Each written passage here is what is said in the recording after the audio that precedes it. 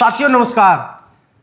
देश के संविधान ने आम नागरिक को जो सबसे बड़ा अधिकार दिया था, मताधिकार, उसका हनन हो रहा है। ये हम नहीं कह रहे, ये देश का विपक्ष कह रहा है।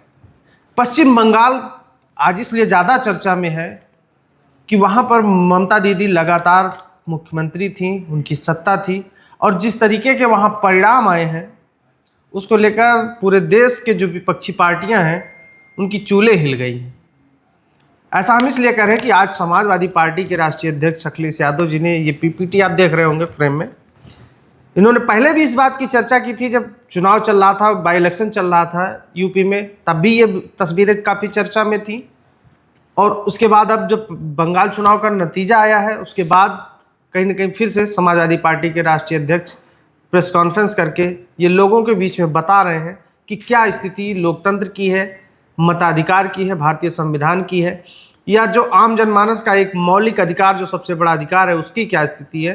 उसी को लेकर ये पीपीटी है। क्या है, बातचीत करते हैं और समझते हैं कि इस पीपीटी का मतलब क्या है और इस पीपीटी के जारी करने के पीछे क्या मकसद है और इसका क्या फ़ायदा नुकसान है, सारी चीज़ों पे बात होगी।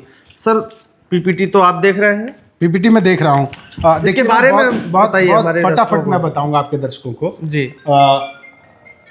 लाल बहादुर भाई जी, हाँ ठीक है छुट जी, मैं फटाफट आपके दर्शकों को बताऊंगा। देखिए, निशाने पे लोकतंत्र, ये तस्वीर आपको कुंदरकी की तस्वीर है और ज्यादातर लोगों को याद होगी, नहीं याद होगी तो ये जानिए। कुंदरकी का 2024 में जब उपचुनाव हुआ, कुंदरकी में विधानसभा उपचुनाव, तो ये स्थिति थी। एक पुलिस विभाग के एक दरोगा जी बकायदा या मुस्लिम महिला पर पिस्टल तान के खड़े हैं कि वो अपने मताधिकार का प्रयोग ना करें। अब इसी से इस पीपीटी की शुरुआत होती है। फिर आप ये विक्रम मसीह हैं, इन्हें आप अगर याद करेंगे तो याद होंगे आपको, और इनको याद करेंगे तो आपको याद होगा लोकतंत्र पे लाल शाही का जो टैग दिया है अखिलेश जी ने, एकदम सही है। बाकायदा इन्होंने कुछ वोटों को इनवैलिड घोषित करके भारतीय जनता पार्टी के प्रत्याशी को जितवा दिया था। और इस एक घटना के बाद इनका सीसीटीवी फुटेज वायरल होता है और मसीह जी ने क्या किया था और लोकतंत्र में किस तरीके से मताधिकारों की चोरी भारतीय जनता पार्टी के इशारे पे हो रही है, ये पूरे देश ने देखा है, इसमें कोई बड़ी बात नहीं है। फिर इसी पीपीटी में आप आइए, पुलिस और प्रशासन के प्रयोग से चुनाव की लूट। अगर आपको ये बताया जाए तो ये कोई बड़ी बात नहीं, क्योंकि हमने अपनी आंखों से देखा है प्रशासन किस तरीके की मिली भगत करता है। और एक पत्रकार के तौर पर भी ये हमारा जिम्मा है कि हम सच बताएं आपको, बजाय इसके कि हम आपको सिर्फ झूठी बातों में गफलत में डाल दें। अगर ये समाजवादी पार्टी या दूसरे विपक्ष के दल ये बात क्लेम कर रहे हैं तो वो भी लोकतंत्र का हिस्सा है, और लोकतंत्र में हर व्यक्ति के मत का महत्व होता है जी। और हम जनता के हित में ये बात आपको बताएं, सच में वोटों की चोरी हो रही है लाल बहादुर भाई जी। अब ये देखिए, जो आंकड़ा कुंदरकी में विधानसभा में वोट की डकैती का जिक्र किया गया है, देखिए 2024 के जो बाईपोल का रिजल्ट है, सीधे 12 से 77% का वोट प्रतिशत हो जाता है। सपा 12 पे आती है और उसके पहले भाजपा 77 पे, जबकि मुस्लिम बाहुल्य सीट है और सपा का वहां बहुतायत वोट है। संभव ही नहीं था, लेकिन ये खेल होता है। 12, 17 और 22 में लगातार भाजपा हारी थी और तकरीबन 15% के आसपास लगातार भाजपा के वोट सपा से कम रहे थे। और इसी के तरीके से आप आगे बढ़िए, रामपुर विधानसभा में वोटों की डकैती होती है। आप देख लीजिए वहां किस तरीके से 2022 के बाईपोल में 36 से 62 के बीच में 26% का अंतर है, जबकि उसके पहले के चुनाव में 25% वोटों से खुद वहां भाजपा हार जाती थी। बिल्कुल। और वो मजबूत गढ़ है सपा का। वैसा ही अयोध्या के मिल्कीपुर में हमने अपनी आंखों से देखा किस तरीके से वोटों की चोरी हुई। एक एक बूथ पर एक एक बंदे ने 6-6 और 12-12 वोट डाले हैं। अन्य विधानसभाओं से लोग वोट डालने आए थे, वहां के लोग आरोप लगाते हैं। वहां आप भी थे, हम भी थे, जमीन पर हमने देखा है। अब ये देखिए, समाजवादी पार्टी ने बीजेपी की वोट डकैती के खिलाफ 18,000 शपथ पत्र ईसीआई को दिए थे, ऐसा ये पीपीटी में समाजवादी पार्टी के मुखिया ने क्लेम किया जी। अब जब आप इसको देखेंगे, 18,000 शपथ पत्र, नोटराइज शपथ पत्र बाकायदा चुनाव आयोग को भेजे गए और चुनाव आयोग ने एक भी कार्रवाई नहीं की है। इसका मतलब क्या है? चुनाव आयोग की प्रक्रिया और कार्यप्रणाली क्या बता रही है? और यही सवाल अखिलेश यादव पूछ रहे हैं, और ये कोई गलत सवाल नहीं है। अगर जो वोटर है, जो लोग हैं, उनके वोट काटेंगे तो उससे क्या फर्क पड़ रहा है आप खुद देखिए। अब ये देखिए, बीजेपी की वोट डकैती, ये छिबरा मऊ 2022 के विधानसभा चुनाव का मेरे ख्याल से आंकड़ा 111 वोट से, हाँ 111 वोट से सपा के उम्मीदवार को हरा दिया गया, जबकि छिबरा मऊ खुद सपा का गढ़ है और वहां पर जो वोट काटे गए थे उसका आंकड़ा सपा ने इलेक्शन कमीशन को दिया। ऐसी स्थिति मडियाहू जौनपुर की है, 1206 वोटों से हराया गया, उसका भी आंकड़ा सपा ने दिया। और आगे आप शाहगंज का देखिए, 719 का है, यहाँ 719 वोटों का अंतर, और ये कोई अंतर नहीं है, 36.21 और 35.1, मतलब 0.30 का अंतर है। और वहां भी जबरदस्ती सपा को हरा दिया गया। बीजेपी ने ईडी के जरिए अब तक 10 सालों में 193 मामले, 193 केसेस रजिस्टर्ड किए। 1% केसेस में आपको फैसला मिला या साबित हुआ, वरना बाकी में सब रिजेक्ट हो रहा है, ये कोर्ट में आपने फंसा रखा है और नेताओं को, विपक्ष के आप परेशान कर रहे हैं। तो ये जो डेटा शीट है, जो ये पीपीटी है, ये बहुत कुछ बयान कर रही है।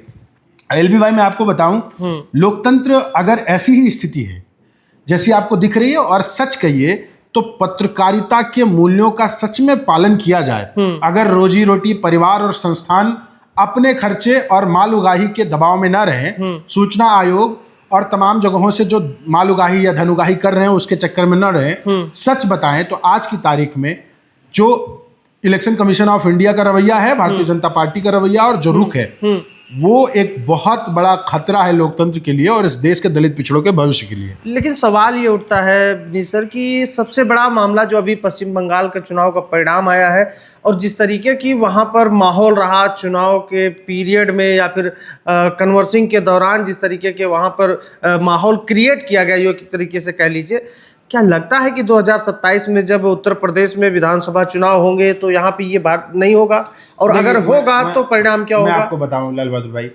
बंगाल में पहली बात तो जो ध्रुवीकरण भारतीय जनता पार्टी ने ममता जी के खिलाफ किया, या जिस तरीके के वहां नतीजा है, 10 साल से ममता जी सत्ता में थी, ये भी एक वजह है। और वहां पर वो कामयाब हुए, नाकामयाब हुए इसलिए हुए क्योंकि एसआईआर में उन्होंने बड़ी गड़बड़ी कर ली, और घुसपैठियों के नाम पे उन्होंने जो घपलेबाजी की वो एक बड़ी मात्रा में कर ली, और बहुत सारे वोट ऐसे काट दिए गए जो निर्णायक थे, और जो वोटर्स वहां मौजूद थे उन्हें वोट नहीं डालने दिया गया। लेकिन उसके उलट जब आप यही बात उत्तर प्रदेश पे लागू करने आएंगे, तो यहाँ जिनसे मुकाबला है या जो लोग मुकाबला करने को तैयार हैं, वो बनस्पत वहां के यहाँ ज्यादा ताकतवर लोग हैं, और ताकतवर के साथ उनकी ताकत जमीन पे कहीं ज्यादा है, वो इस देश के दलित पिछड़े हैं।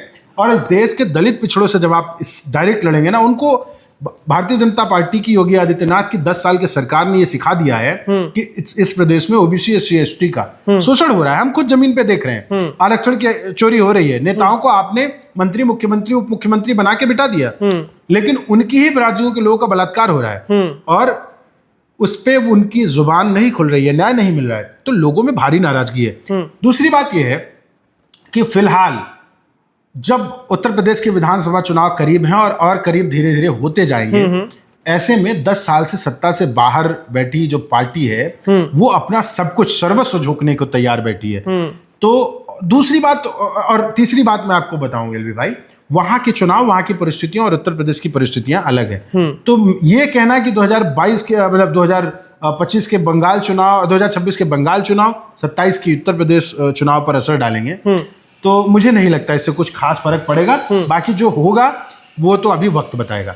सवाल यह है कि जिस तरीके से तंत्रों का इस्तेमाल भारतीय जनता पार्टी या चुनाव आयोग, जिस तरीके से भी आप कह लीजिए, जो विपक्ष लगातार आरोप लगा रहा है, अगर वही उत्तर प्रदेश में दोहराया गया तो क्या विपक्ष की पार्टियां, चाहे अखिलेश यादव हो, मायावती हो, या तमाम जो अन्य विपक्षी पार्टी हैं, उसको झेलने के लिए हैं, समर्थ हैं, झेल पाएंगे? देखिए, मैं ये कह रहा हूं कि कोई भी नेता, एक जमाना था, जैसे अभी हम और आनंद बात कर रहे थे तो इमरजेंसी की बात हुई, लड़के थे भाई, यूनिवर्सिटी के छात्र थे।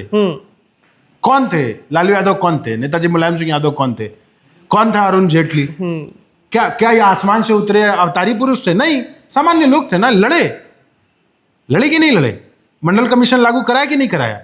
राम मंदिर का इतना बड़ा मुद्दा लेके लोग चले थे, उसके खिलाफ लड़े कि नहीं? लालू शरद मुलायम की जोड़ी लड़ी नहीं? मनोहर काशीराम लड़े कि नहीं लड़े? वो कहां से सब कुछ लेके पैदा हुए थे? अब ये मत कहिए कि वो ताकतवर है कि नहीं है। बात ताकत की नहीं है, बात इच्छा की है। और सच मानिए, ईमानदारी से ये लोग लड़ेंगे तो डेफिनेटली इनकी पूरी की पूरी जो जमात है उसको गिरा देंगे। ठीक, बहुत बहुत धन्यवाद। हमारे साथ बातचीत हो रही थी, हमारे साथ द जनहित के वरिष्ठ पत्रकार विनीत जी थे, जिन्होंने बहुत ही स्पष्ट शब्दों में यह समझाया।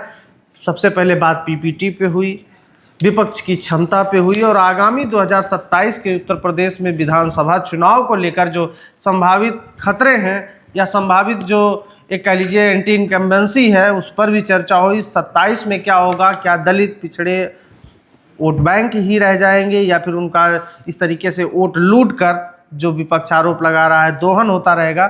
ये सवाल लगातार तब तक बना रहेगा जब तक 2027 के विधानसभा चुनाव का परिणाम नहीं आता। इस वीडियो में इतना ही, फिलहाल के लिए नमस्कार।